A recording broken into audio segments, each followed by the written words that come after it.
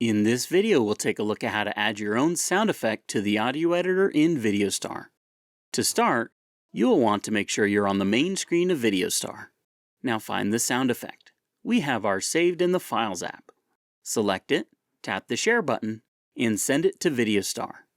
Once you've added the sound effect to VideoStar, you'll find it in the User section at the bottom of the Sound Effects selection screen.